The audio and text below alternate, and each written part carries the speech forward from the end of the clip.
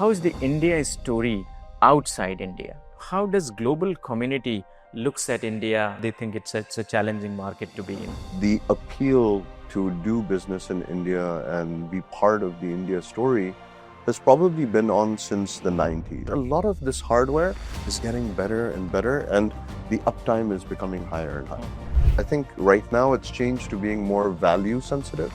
The customer doesn't mind paying a premium as long as they know that this charger will be doing what it needs to do for the next 10 years. So do you think India will move in a direction, or your company will move in a direction to go for more local sourcing? Does that make the product quality better? For manufacturing, usually, the more vertically integrated you are and more control you have on your supply chain and proximity to your technology partners or suppliers, that's a huge benefit. Majority of our demand on the CPO side is, let's say, 60 to 120 kilowatt. The bus and truck customers are mainly looking at 180 to 240 kilowatt. Many of the times, actually, irrespective of the industry, I think the product manufacturers also do not wish to really go and do the operations and maintenance part of it. But if that is done and the feedback goes directly to the manufacturing, it definitely becomes a competitive advantage, because you're getting feedback directly and you can improve the product quality. As soon as it's not your money and it's invested capital, sometimes people start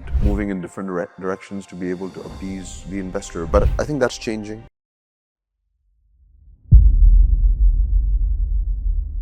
Welcome to today's podcast, wherein we delve into future of India's clean mobility transformation. On this podcast, I have done several sessions around charging infrastructure and other part of the ecosystem. Particularly on charging infrastructure, we have discussed all operational things and so many issues and challenges around it and possible solutions what India as a nation looks for. I'm sure today's one is going to be very, very special, because we are going to bring a very different perspective about the infrastructure business in India.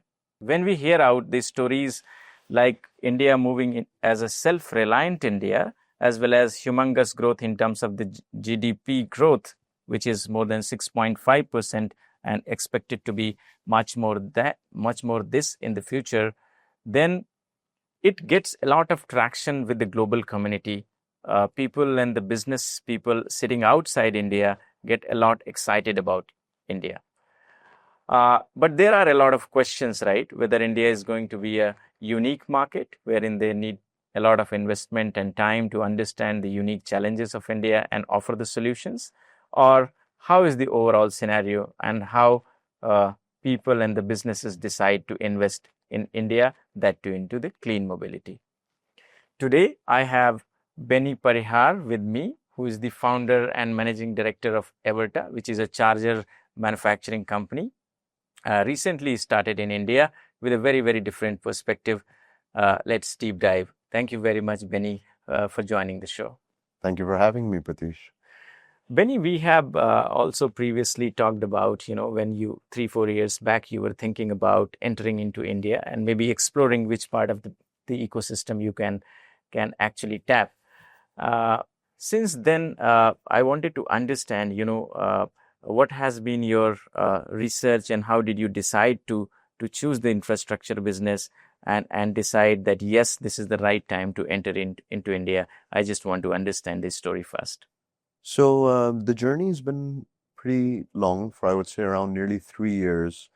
I think in our initial first coming across each other was also a period where we were trying to figure out where in the value chain within this whole green mobility or new energy sector we should focus on as investors, as business owners, and where we should ideally like to play into.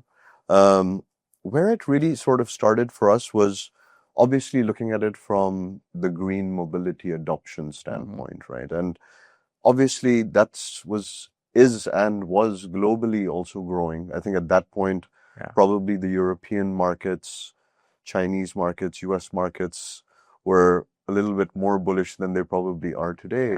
So, we looked at many different, let's say, subsets of this ecosystem, charging infrastructure, energy storage, and whatnot. But really what we started to see was that, the electric vehicle adoption in India is growing.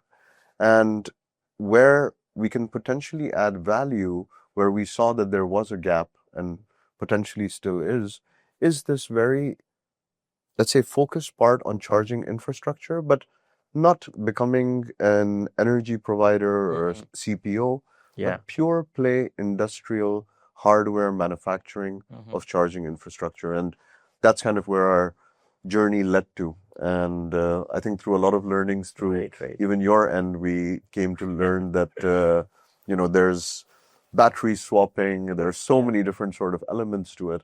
But we really narrowed it down on becoming an industrial hardware manufacturer. Right.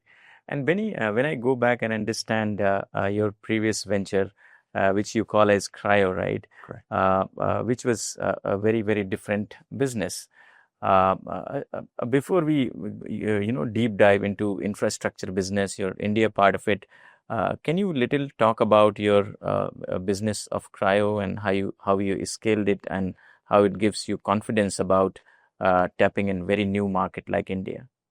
Sure. So, I mean, I do come from a very different, let's say, industry, which was mainly around healthcare.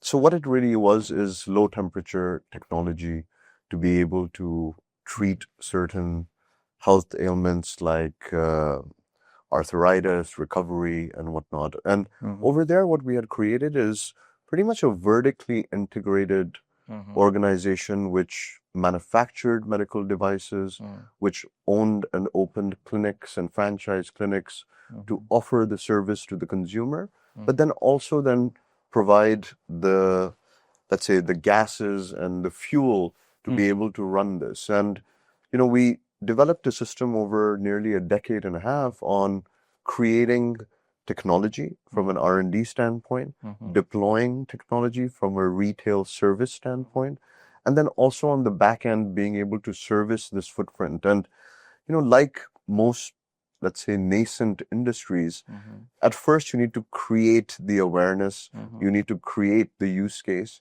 So I think that was one of my main learnings during that period was how to take something which is relatively new and be able to make that mainstream, and then obviously make it easier for consumers and businesses to relate to it, adopt it, and then be able to flourish by providing that service through. So my background has definitely been different from green mobility or charging infrastructure, but at the same time, creating complex processes and creating teams. We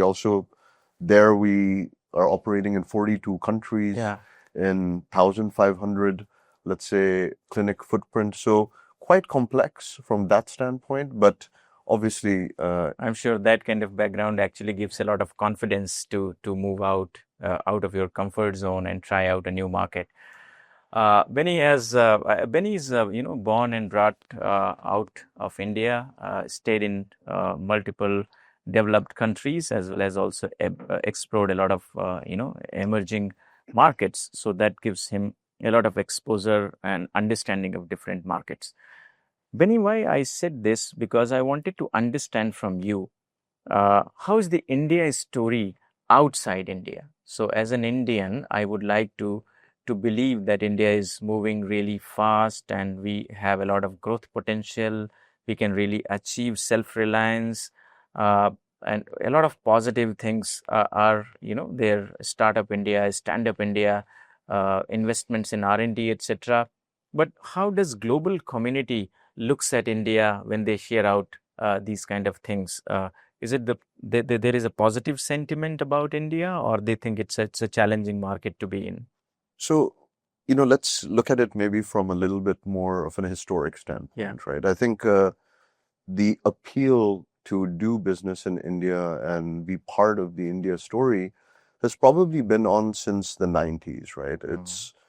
It's now we're open to global markets. We've opened our doors. So I think that has always been there.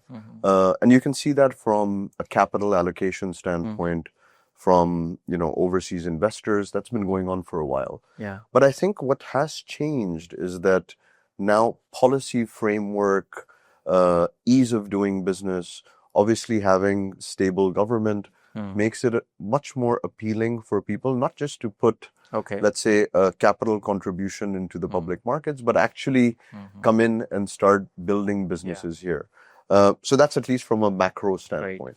I think from our standpoint of looking at participating in all of this, I think the real courage comes from, and the empowerment comes from, the fact that there are companies now that are being able to do R&D.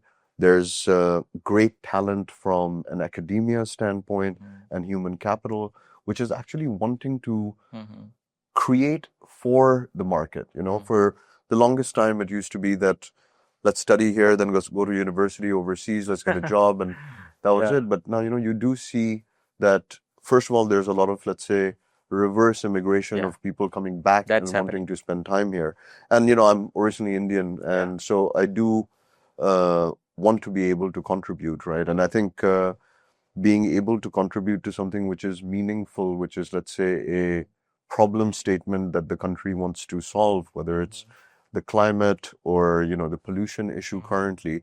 I think being part of that in a larger scheme of things, and especially when the government is also looking at it and putting their money where their mouth is definitely very encouraging. So globally, I think the appeal for India is there. I think when you get into it and you start peeling the onions, then obviously you see the challenges, but they are manageable. Understood. And Benny, 2018 was the year when India actually democratized setting up of the charging infrastructure. When I say that, which means there was a delicensing, which means anyone can enter into the business. GST reductions and other favorable policies also followed to support the infrastructure development. And as they say that if you enter too early, probably you will burn out. Do you think your entry is a little late, or is this the right time to enter into this business? Why I'm saying this, the background is more than 75 plus CPOs are operating. At least 10, 15 plus charger manufacturers are operating in India. The business relations has already been there. Maybe preferred suppliers for these CPOs or the bus and the truck manufacturers is already there. So don't you think this is the late entry, or do you think this is the right entry because now at least you understand what are the issues and you can try to solve those issues? Then we will go deeper into how you're trying to solve those issues. Timing the market and timing an industry specifically is always very tough, right? And I think if you look at it from where the green mobility adoption journey, where we're at currently, we're still at the early stage of it. True. There's a long, long way to go. You have to think about, if we did start in, let's say, 2018, where maybe the demand side or the volume requirements out of a production facility would still be low, we'd probably have to start to veer into different parts of it. You sometimes would be like, okay, I'm manufacturing chargers, now let's do DC, let's do AC, let's go into software, let's become a CPO. So I think, being quite focused on one subset of, let's say, charging infrastructure is very important. And, you mentioned that there are several manufacturers. Let's talk a little bit about that, right? And who got into charging? Usually there's going to be a legacy, let's say, inbuilt business in the background in the past, which then says, okay, I did power electronics, I can get into charging. I did PCBAs, let's go into charging.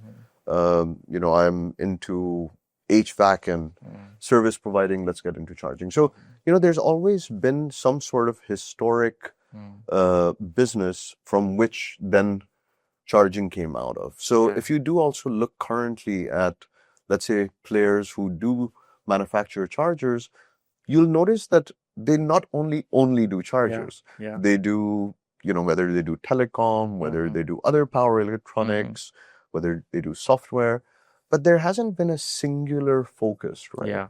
And I think there's a reason for that, right? Is the charging industry wasn't big enough for someone to say that, listen, I'm only going to put my CapEx and OpEx, only focus on that. Now, That being said, where we currently see is that the timing is right. FAME 1, FAME 2, and now PME drive is definitely now giving a more focus towards charging infrastructure. And that allows us and, a company like ours to be much more confident on saying, all right, the timing seems to be right, and gives us a little bit more confidence to participate in this, let's say, competitive landscape. I agree on this. Even policy focus initially was more on, selling the vehicle or persuading people so that they at least buy the vehicle, which we can also call as market creation. So market creation was the first, and then the infrastructure development.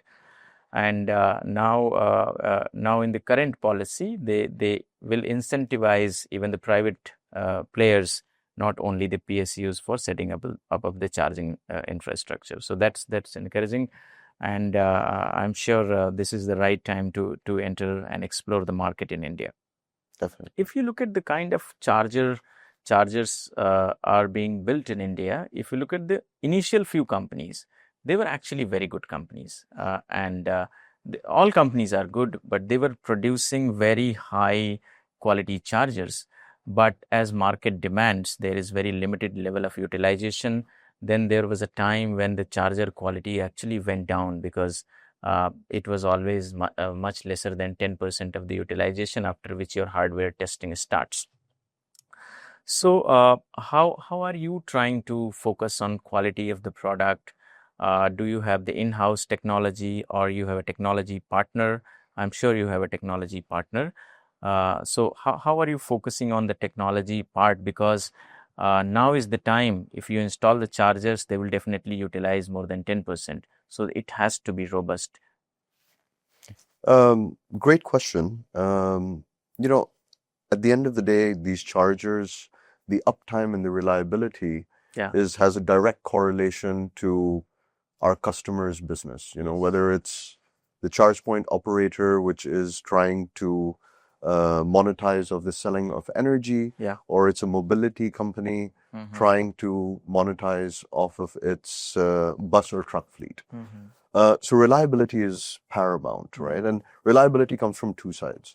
One is the hardware integrity and the engineering of how well that's done, and the second is the service of the network that can keep those chargers or bring those chargers back to life if there is an issue. So let's maybe first focus on the product engineering standpoint. As you correctly said, I think in the early days, there are great companies, but if you actually look at the core critical components within these chargers, majority of those are imported, right? So whether you talk about power modules, rectifiers, all of these, currently the Indian supply chain has not, let's say, it's starting to develop, but in terms of quality and price, Southeast Asia definitely has an advantage, right? But what we are seeing since 2018 till now is that a lot of this hardware is getting better and better, and the uptime is becoming higher and higher. I think a lot of people, when they speak about the current state of the charging infrastructure network, they're also talking about those chargers which were installed at the oil and gas companies' early days. Sure. And, the inherent issue that I see, and this was also partially what I learned over the last few years, is that the way that those chargers were being acquired was less on their quality and engineering and more on the cheapest. That the L1 pricing. This L1 pricing was really what was being focused on, and that's where there was a lot of, let's say, compromises going on product quality. That is getting better and better. Now, speaking about technology partnerships, we looked at so many different companies. We looked at companies in Europe. We looked at companies in India. And then also looked at companies in China. And what we started to realize is that India is a price-sensitive market. I wouldn't say that I think right now it's changed to being more value-sensitive.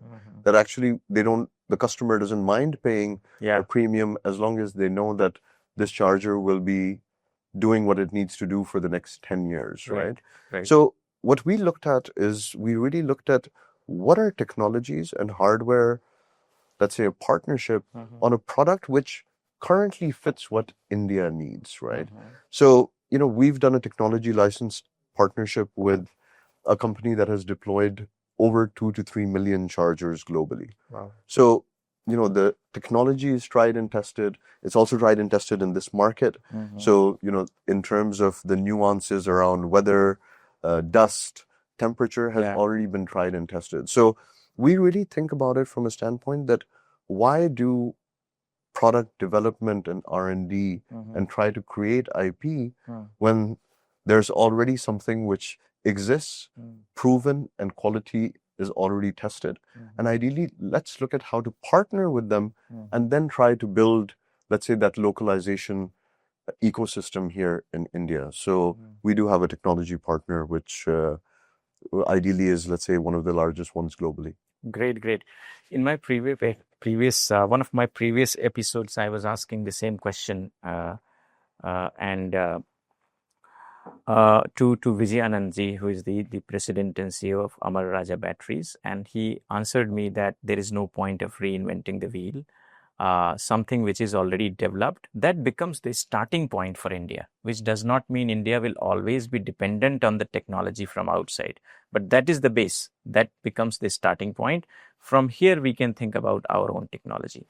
Benny, you mentioned, right, that there are so many components, the critical components, whether it is a power module, rectifiers, displays, and so many others, have very low level of localization. So, do you foresee India moving in a direction wherein more local sourcing will happen, or India will keep dependent on outside countries, especially China, for sourcing critical components? Why I'm asking this question is because there are efforts to kind of localize things in India as much as possible, because there are components even which are available in India are not procured because of the cost competitiveness. So do you think India will move in a direction, or your company will move in a direction to go for more local sourcing? Question one. And second, does that make the product quality better? If that does not make the product quality better, I think we can give some more time before we go for a local sourcing. Great question. So to answer both of them very simply, yes to both, right? Okay. For manufacturing, usually, the more vertically integrated you are and more control you have on your supply chain and proximity to your technology partners or suppliers, that's a huge benefit. I can tell you a real life example, Please. Right? So right now, majority of the chargers that you see on high-powered DC in India, they come from China.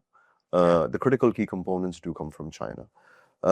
And there is an effort to be able to, by the guidelines given to us through whether it's PME drive, whether it's heavy machinery indexes, is that 50% of the components or the BOM should need to be sourced locally. Yeah. Now, what happens is that, yes, it's possible, right? You can actually maybe even go up to 60, 70%. But that's when you're going to start currently on those critical key components, start to sacrifice quality.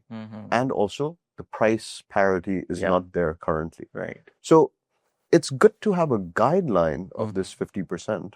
And, it actually, when you dive a little bit deeper into it, year on year, it's been getting pushed. Yeah. Because the reality is that it's not possible yet, because it's either the supply chain or the technology partners are not willing to make the investment to make power modules and rectifiers in India at that huge scale, because the current demand is smaller, right? So, I've been having these discussions and understanding from our procurement team that when will that be? And that's to your second question, right? On down the line, right? And I think going to a current technology partner for power modules and rectifiers in India, I think it's a bit early, because our captive demand is low. Yeah. And the technology right now needs to obviously raise its bar. And as soon as it raises its bar, we can actually be a net exporter, Yeah. right? And that is actually where I think we need to work closely with the technology partners. And I listened to a few of your podcasts, and I heard a lot of the other charging manufacturers or other, let's say, manufacturers in general saying the same thing. Yeah. I have a different view. As you said earlier, like my experience comes from looking at it from an outside in standpoint, right? And sometimes when you're within the Indian ecosystem, you start thinking कि मुझे सब कुछ बनाना है, मुझे R&D भी करना है, product भी बनाना है, I want to do everything on my own. And sometimes you become quite myopic, and you start to spend money and capital and resources where potentially it might not be as necessary as potentially investing into your service architecture, right? You maybe spent all your money on creating a great product, but then you didn't spend the money on creating that sort of architecture and the service network to be able to keep that up. You know, we did a very interesting trip to Shenzhen and, you know, generally to China with our team, just for them to be able to see what a fully mature EV market looks like. You know, taking them to, you know, a battery show, taking them to a charging show, for them to potentially say that, oh, okay, these guys are 10 to 15 years ahead, obviously with $230 billion worth of subsidies coming into play from 2009 till now, and that's what you get. So sometimes when you go there and you realize, you're like, okay, fine, you know, I don't need to actually develop a lot of my own technology because it already exists. So yeah, on your, let's say, supply chain and vertical integration bit, yes, we are looking into that and we will develop that as time goes on. But currently, I don't think that that should be the primary focus of manufacturers. And also, Benny, I think, you know, upgrading the technology and learning to build a better technology, you really have to open up the market. Like, for example, now United States is putting a lot of tariffs on other countries, but if they are not competing with the entire ecosystem in longer term, probably they will lose out. That kind of logic probably can be true for any place like India. So even within the charging infrastructure ecosystem, if you want to upgrade yourself, have a better quality, then you have to compete with the best which are there. Obviously, it takes a lot of time, investment, effort to reach there, but at least you can keep moving one step at a time. So I buy your logic, utilize the technology, learn from it, and move forward. That should be the way. Definitely. And Benny, just switching to the next question, I just wanted to understand, you chose the location as Bangalore for your manufacturing facility. And whenever you decide, or any company decides the location, they evaluate actually several locations. For example, on the basis of incentives available, political stability, proximity to the customers. There can be so many parameters. So how did you decide the Bangalore as a manufacturing location? What all parameters did you consider? What was the trigger to choose that location? I want to understand the location strategy for you. So for us, it was really dependent on the existing availability of talent, suppliers, and if we potentially had any synergies to our partners that can help us get off the ground faster.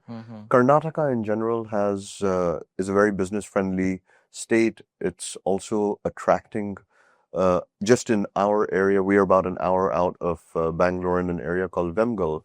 I just recently came to learn that now Airbus is putting a facility with Tata there as well. There's a lot of electronic component manufacturing going on there. So the talent bit is usually quite hard to come by. So luckily, that seems to be something that they have covered. The supplier base, right? We have nearly 300 to 400 different components that go into our product. So Bangalore or its vicinity also has a great great availability of that as well. And also in terms of the ecosystem we're part of, one of our partner companies also is right there. They've learned the hard way on how to hire, how to potentially be able to upskill their team. So that's been a huge advantage, and creating that sort of synergistic campus-like environment is the reason that we picked Vemgal in Karnataka. Okay, great. Good insights. And Benny, if you look at the ecosystem development or the chargers, type of chargers which developed in India, if I'm just talking about the DC chargers, the DC fast chargers, initially they were 15 kilowatt, then moved to 30 to 60 to 120 to 240.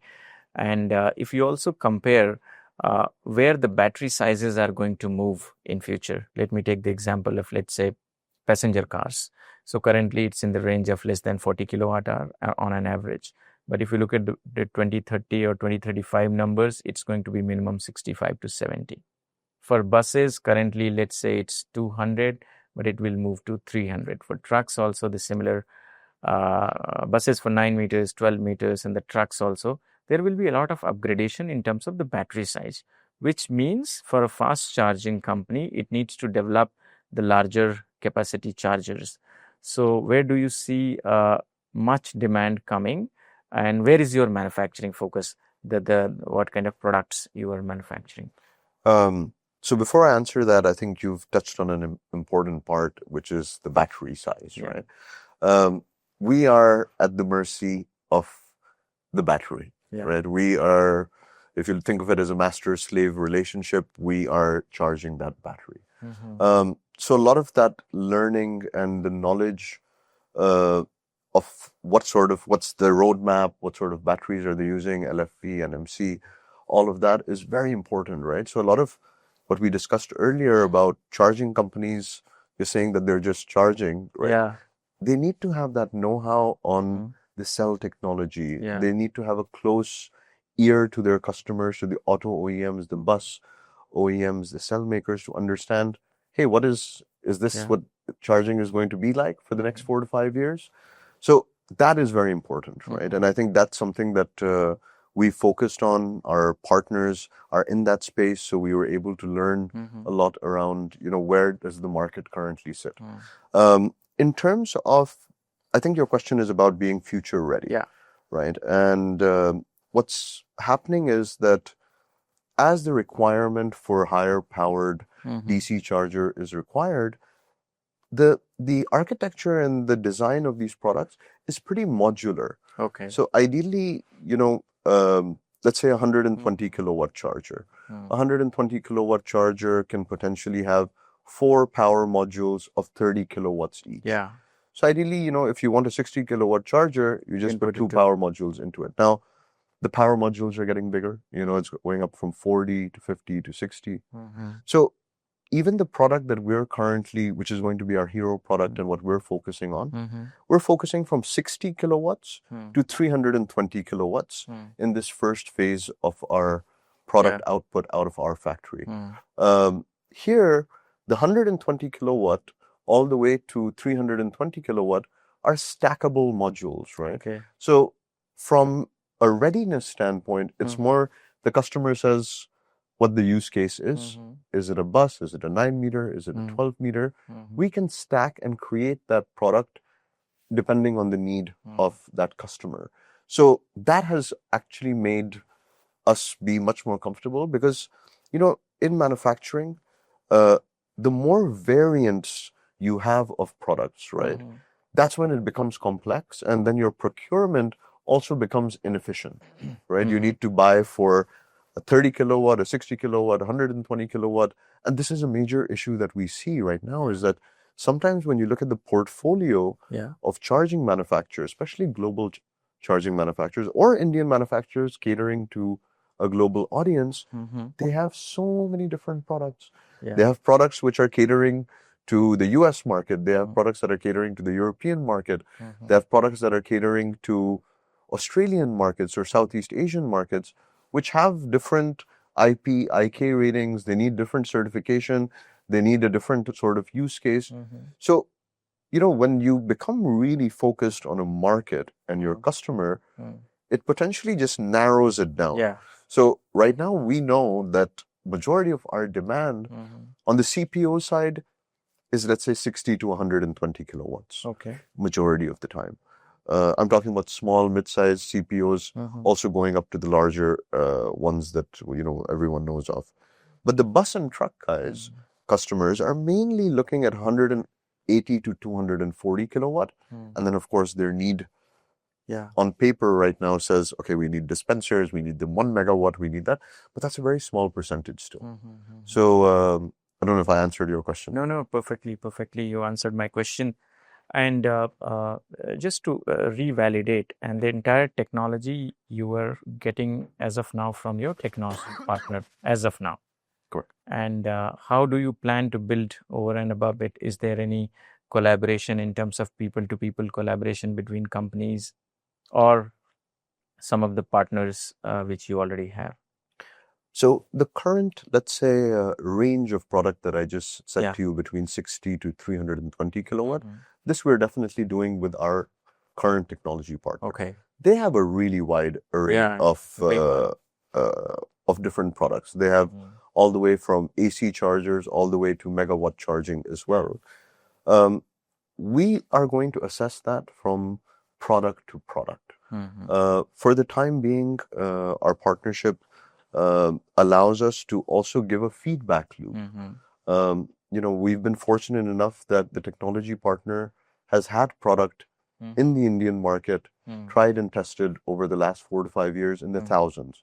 So that feedback loop of what the Indian customer wants, what the service issues are coming up, has actually given a continuous feedback loop to the technology partner, and they have iterated the product.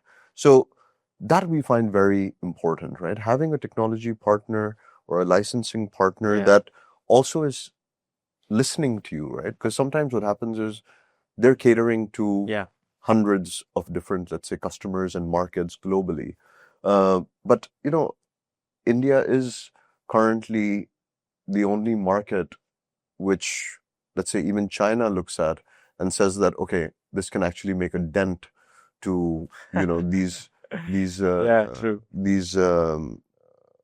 targets that things have, right? Like, at the end of the day, what India will need from, and let's say, the EV side of sales to the charging infrastructure, there's no market that even casts a shadow on what the volumetric requirement for India currently is. So even the Southeast Asian partners look at it and say, whatever we need to do to be able to iterate, to be able to fit the price requirement, the product customer fit, they're willing to do that.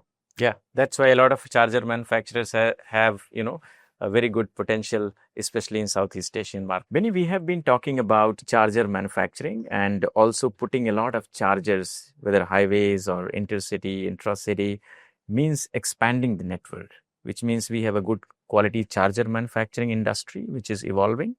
And then also we should have implementation, means more and more number of chargers, locations, connectors should come to feed the entire vehicle expectations in terms of sales, what we have in future.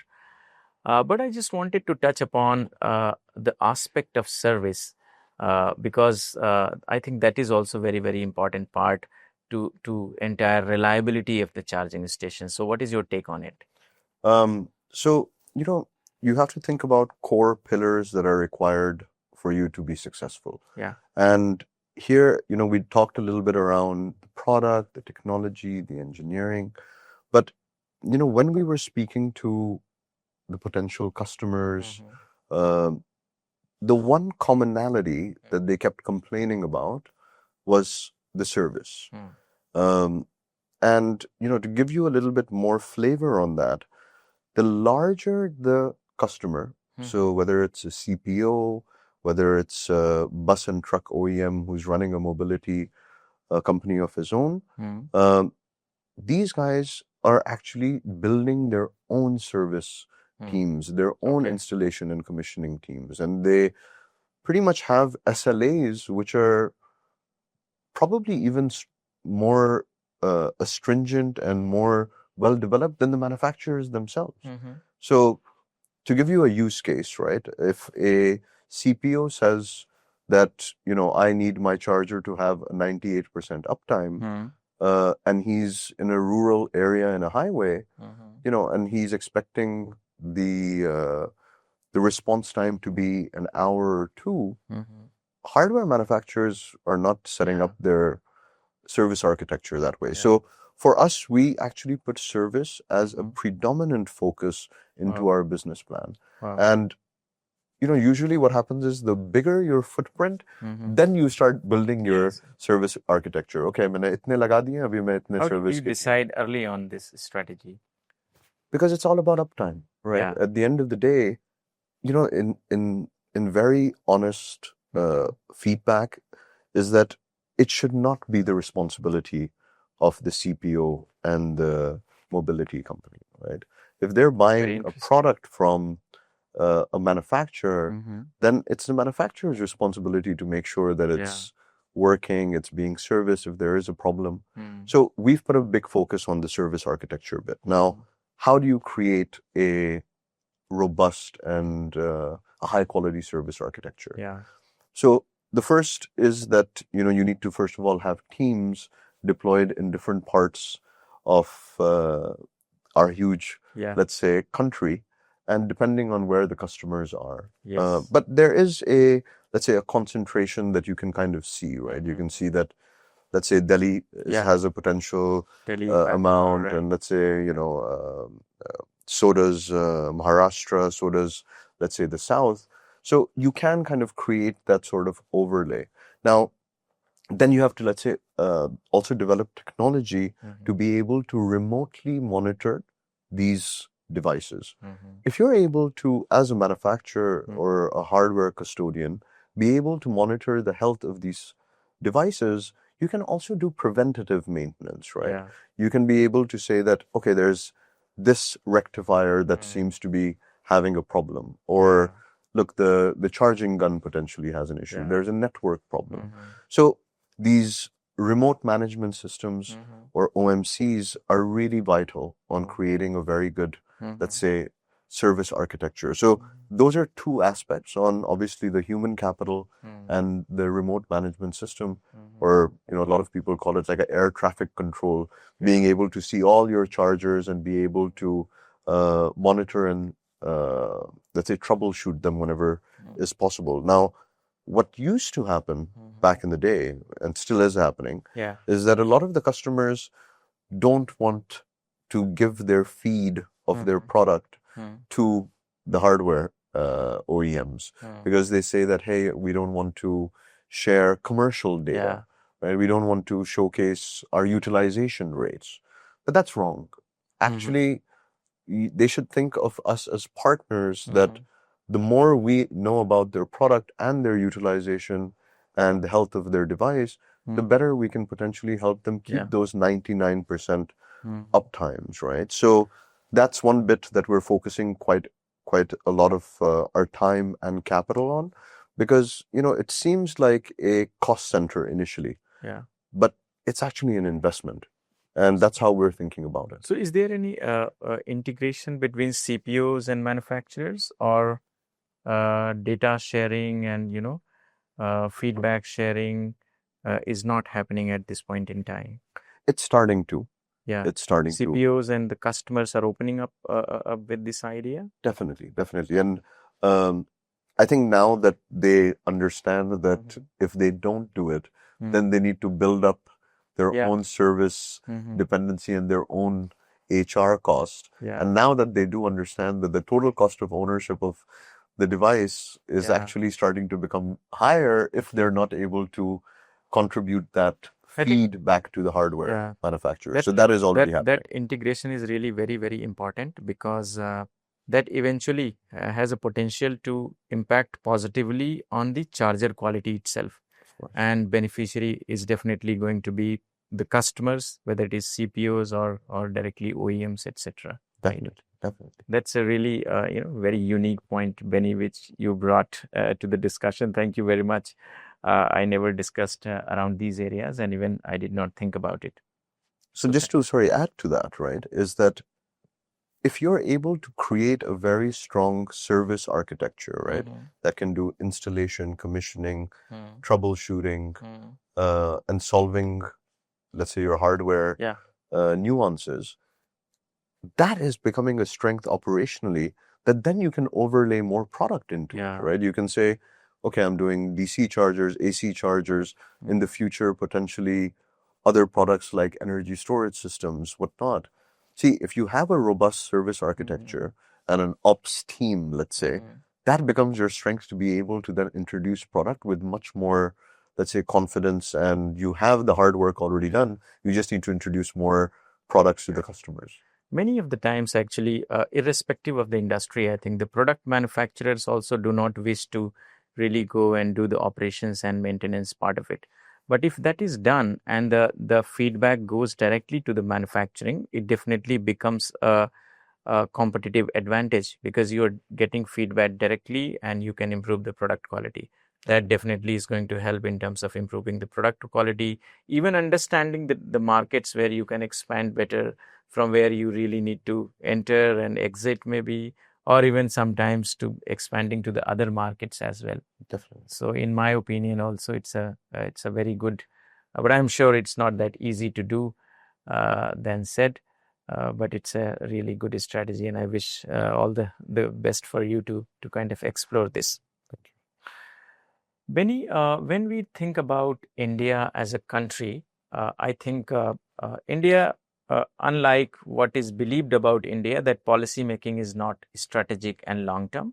In my opinion, for electric mobility, it has been very, very strategic and long term. Now, what kind of money you are putting in can be debated. That depends on the financial capability and the muscle power, and also the focus of different industries which a nation is putting on. But in terms of the overall idea, how it should move in a short period of time to long period of time, I think the policies are very, very well placed. But I'm sure whatever good you do, there is a lot of learning opportunity. And China, being, as you said, starting from 2009, they have invested billions of dollars and kind of moved far ahead in every aspect of electric mobility. So have you understood, and can you provide some comparison between India and China in terms of policy, and if there are some learnings from China or any other global market wherever you have the experience? So, great question. You see, I think with this green mobility movement, it all has to be policy-driven change. Yes. And unless you don't have that, you're not really going to be able to instill that adoption. Now, every region or country has its own, let's say, set of cards that it's been dealt, right? Certain markets have higher GDPs, certain markets have a small, let's say, unit number of vehicles being sold on the road. So, when you speak about Norway and they have 92% of electrification, the volumes of cars is very low, right? India is even selling more than cars which are being sold in Norway, even electric. Correct. With less than 2% market share. Exactly. So every market and every government has its own, let's say, set of parameters that it can introduce. I think the comparisons that I can draw, right, is that China, the way that they did it was very top down, right, on saying that, look, we are going to obviously subsidize cell vehicle charging and remove GST, sometimes even be able to do 30 to 40% of a reduction if someone moves to an electric vehicle. Sometimes totally banning gas-powered two-wheelers in certain cities and saying that's it, So they've done a completely different way. Now, whereas in India, I believe that it is the right sort of format. I think, we have not the ability to invest $230 billion and throwing money at the problem. as much as maybe China does. But I think we're doing it correctly. It's more targeted. Right now, from a policy standpoint, what I do see is the current wave is definitely happening on public transit. Yes. And that's something that the municipal bodies and the government has a huge oversight on, right? So I think what India currently is doing on the public transit side is very commendable. But when you shift to another side, right, it's about, let's say, infrastructure and the building codes. So right now, there's a federal requirement of X percentage of parking spots being electrified. Yeah. But that's not happening, right? Yes. So, I've met with a lot of potential developers who want to electrify, right? And in Europe, what the difference used to be is that those requirements were enforced onto the developers, right? And saying that, listen, you will be fined if 10% of your spots are not electric. Yeah. This exists here. But at a city-state level, it's not being enforced. Now, I recently had a discussion with a developer where I was telling them that, hey, by law, 10% of your spots need to have electric charging points. And they're like, okay, great, we should do it. But then they found out that if they have a G+3 parking structure, then a fire truck can't go up the ramp on level 2 and level 3. Hence, the electrical and the civil defense has not allowed them to install that's EV chargers. For the underground parking. Correct, also for the underground parking.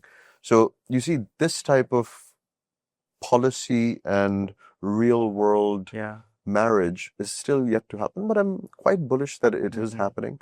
But really, if we want to really make a dent at this and get to our 2030 goals, there needs to be a lot more going on.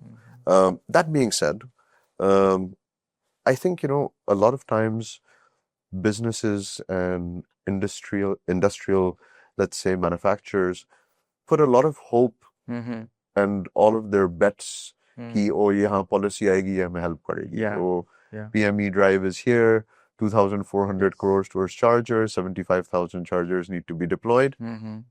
Yay, we're definitely going to take a share of it. But actually, if you dive a little bit deeper, I am not the person who is getting that subsidy.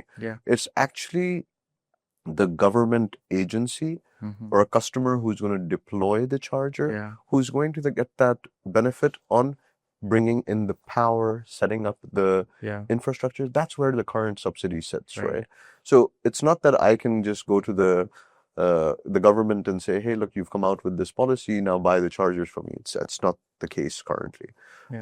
So I think there's so much more to go. Like 72,000 chargers compared to China has 3 million is a long way to go, right? So I think this public-private partnership is quite necessary.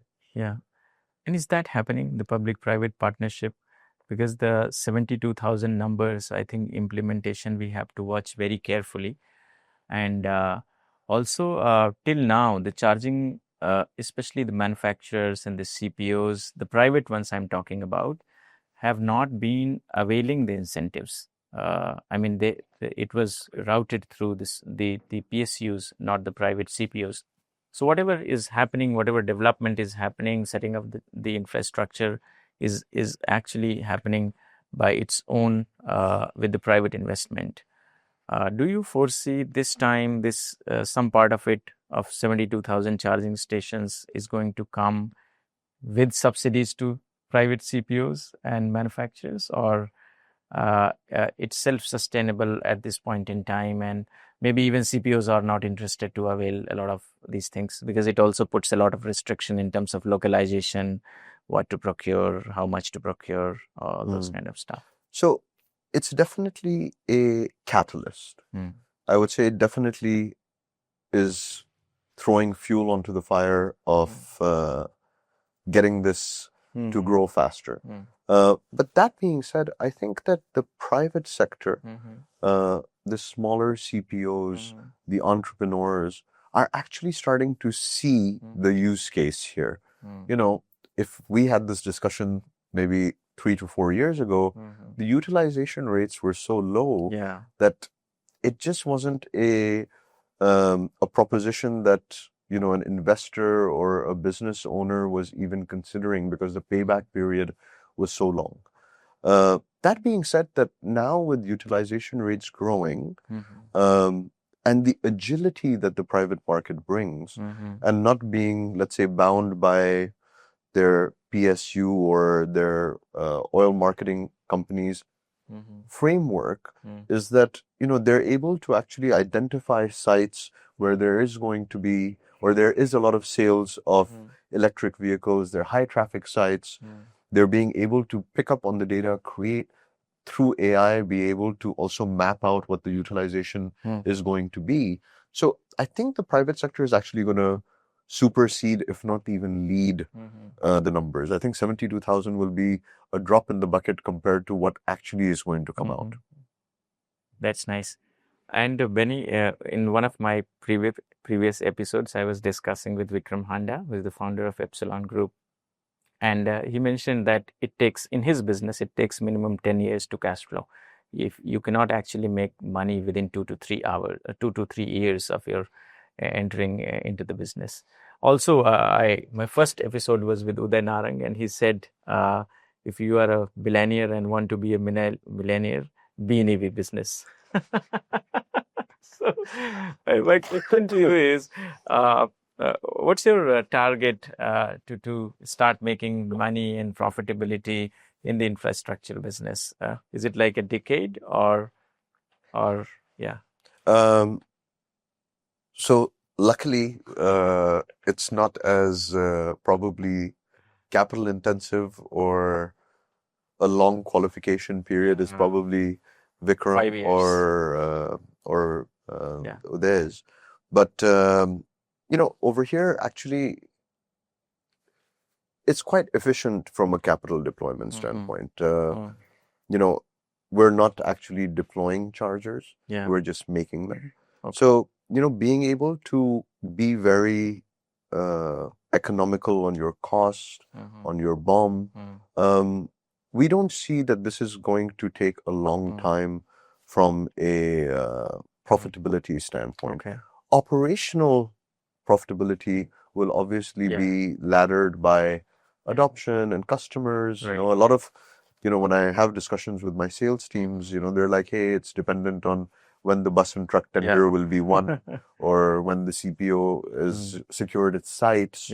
So it's very much dependent on that, but it's not as capital intensive, or the qualification period is not long like a cell maker or a materials, a cell materials supplier. So from that standpoint, we're not as capital intensive. We just need to be quite efficient on our procurement and manufacturing processes. Yeah, it's good that some part of the ecosystem is not that capital intensive. And maybe you're lucky to be in the charging infra business. And I hope you start making profits as soon as possible. Benny, you mentioned many times about investments, right? Investments. And if you look at the investments trends, or if you look at the funding trends in the entire ecosystem, and if you divide like vehicle and chargers and the other part of the value chain, 2 years back, infrastructure was, I think, one of the best being financed. So I want to understand from you, what is the situation around financing? Because when I was discussing with Karthikeya from Charge Zone in my last episode, he mentioned that India really needs priority lending across EV segment. And he also hoped that probably within a year or two, India will get it. RBI is going to clear it. So what are the challenges around financing, such as high interest rates, limited availability of funds, etc.? And what is the linkage with infrastructure business, and particularly for your business? Great question. You know, tying it to your last question around, you know, the duration and how long it takes. I think you still need to be patient, and the capital also needs to be patient, and have a 5, 7, 10-year outlook towards the investment. That being said, I think Karthikeya is probably the best proponent on talking about it from a charging infrastructure standpoint. So he's completely right, and I think what the issue is I can tell you this as a manufacturer, that the larger the customer, the more difficult the payment terms. Yeah. Right? And you need to be able to have the ability to have working capital and lock in your funds for a long period of time. And that's usually not that, doesn't really fly with, let's say, venture investors and whatnot. So that being said, I think to your point on like financing. So we are starting to see that, banks are part of this EVERTA scheme even, are starting to list hardware manufacturers and be able to give financing to not only vehicles, but now also to charging infrastructure for CPOs and entrepreneurs who want to install chargers and get into that business. So it is happening.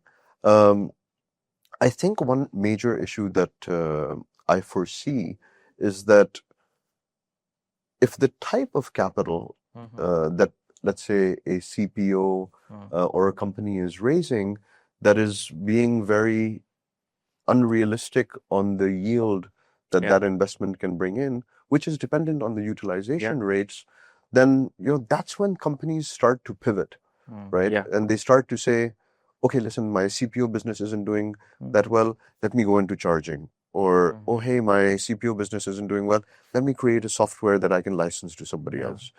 And I think this is a thing that I've been seeing over the last 2 to 3 years, which it's very normal, right? I think as soon as it's not your money and it's invested capital, sometimes people start moving in different directions to be able to appease the investor. But I think that's changing. I think you're starting to see larger, let's say, family-driven organizations here in India making a severe and a bigger bet on this sort of space. You've named a few people. The amount of capital that's being allocated towards cell, battery, it's huge.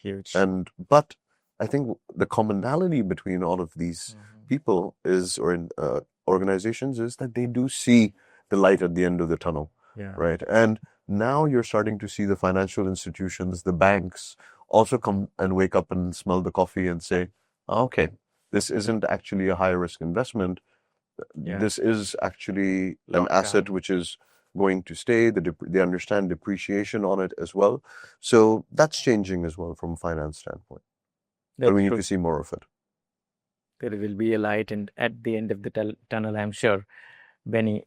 And Benny, you have been studying this market at least 4 or 5 years, and I'm sure you have tracked it, how people are and the businesses are investing in India, as well as what are the employment opportunities which a new sector like this can offer.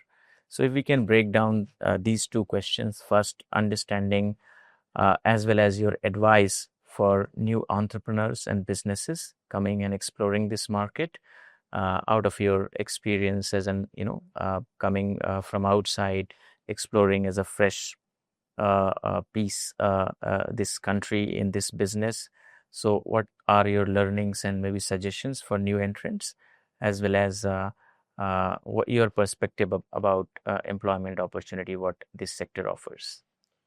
So I think that's a great question. I think there's definitely a range of different things that we can here focus on. I can tell you a little bit of a story that, is always brewing in my mind, is that, we have a list of CPOs all across India. That list is growing pretty much on a weekly basis. So there's entrepreneurs coming in and starting to build a charge point operator business in their tier 2, tier 3 cities, even in tier 1 cities. And, they're looking at it and saying, okay, electric vehicle sales are growing. I've seen my community or I've seen my neighborhood have more of these green license plates. Now they're becoming confident on installing chargers, public charging infrastructure as well. So, I've seen a company last year that had maybe 2 public chargers, and already they're at 50. So from an entrepreneurial standpoint, I would encourage more and more entrepreneurs to definitely look at the CPO side of things, not get discouraged that this is a large cap, large company only playing field.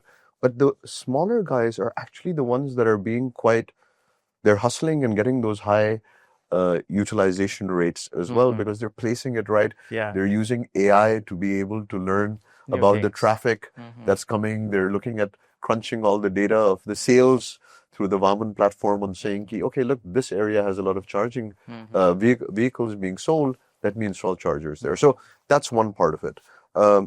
Second part that entrepreneurs can focus on is definitely looking at what we discussed about the supply chain standpoint of it, right? The opportunity on localization. Again, as I said, it doesn't need to be legacy companies that were in power electronics that is going to now make a rectifier, which is going to, of course, it probably, they might have the capital, but see, there's part of this supply chain where entrepreneurs can look at and say, this over the next 5 to 10 years has to be brought onshore into India, and they can potentially focus there as well. From an employment standpoint, there is a big shortage of good hires in electric vehicle infrastructure, batteries, cells, software. It's so difficult because obviously everyone wants to be part of it. There's so many companies coming up, and it's also one of the better paying industries compared to, let's say, the traditional industries. So I definitely would encourage people who are at university and the youngsters who are thinking about an industry. There are the buzzwords of AI and whatnot, definitely, but looking at new energy and green mobility as a potential, let's say, career path, and also instilling and encouraging universities and colleges to put in a more effort on building academia and programs focused towards this space is definitely something that I would like to see more of. And the best part of this for students and people who can be interested in this domain is that they will get the opportunity to create something new, to explore a very new dimension, which will definitely evolve in different steps. So another 20, 30 years, I think there is going to be a very interesting work happening around this area. So, and that will keep this industry much better paying industry also compared to the traditional industry. And AI and the buzzwords and other things can be much better utilized in this segment as well. Yeah, and to your point on that is, I also think that it's quite a purpose-driven industry, right? I think let's cut through all of the, let's say, financial, industrial, policy-driven things. But, sometimes I feel that people are kind of losing the main focus on why, right? And it's mainly to create a better environment, to have a better climate. You don't need to think too much. We're in Delhi right now. You see what the air quality becomes. So I think that it's also quite important to come back to the basic and also realize, why are we doing all this? Sure, there's all the socioeconomic things and dependency on oil and whatnot, but it's actually better for the environment. And I think that's something that, you can really start to get behind. Our young population can also they care about it, right? It's obviously everyone's thinking about getting a good job and being able to invest and do all these things. But actually, as soon as you link purpose to it, which is to have a better environment, have a better climate, I think that can become a very strong proponent and give you a little bit of extra, let's say, willingness to participate and make a difference. Yes, Benny. And now we have a new keyword which is related to electric mobility industry, that electric mobility industry is a purpose-driven industry. It was really great conversing with Benny Parihar, founder of EVERTA. We discussed, the perspective of somebody sitting outside and how they look at India and then finds a business opportunity.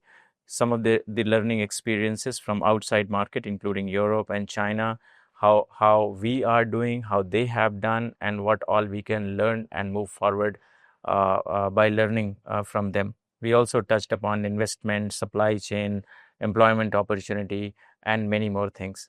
So thank you very much for watching this show. Stay tuned for more episodes like this. Thank you very much.